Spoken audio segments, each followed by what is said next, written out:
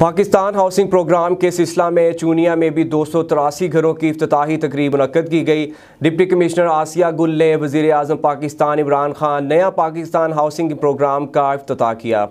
وزیراعظم پاکستان عمران کا نیا پاکستان ہاؤسنگ اسکیم پروگرام کے حوالے سے ویڈیو لنک کے ذریعے افتتاح کر دیا گیا۔ تقریب نیا پاکستان ہاؤسنگ اسکیم پروگرام کے تحت by pass Chunian industrial estate کے بالمقابل 106 کنال رقبہ پر 283 گھر تعمیر کیے جائیں گے۔ ڈی سی قصور آسیہ کا کہنا تھا کہ افتتاحی تقریب میں وزیراعظم پاکستان عمران کے ویژن کے مطابق متوسط طبقے کے افراد کے لیے 3.5 مرلہ میں اچھے گھر تعمیر کیے جائیں گے۔ ایک گھر کی ماہانہ کے صرف 10,000 روپے بنتی ہے، جو ایک مزدور بھی آسانی سے پنجاب بینک میں ادا کر سکے گا۔ تقریب میں deputy commissioner Kasur Asiya D P O Imran Kishore, P T I ضلعی صدر ڈاکٹر عظیم الدین لکھوری، اسسٹنٹ کمشنر چونیاں رضوان الحق اور علاقہ بھر کی سیاسی شخصیات کے علاوہ پی ٹی آئی کارکنان نے بھی شرکت کی۔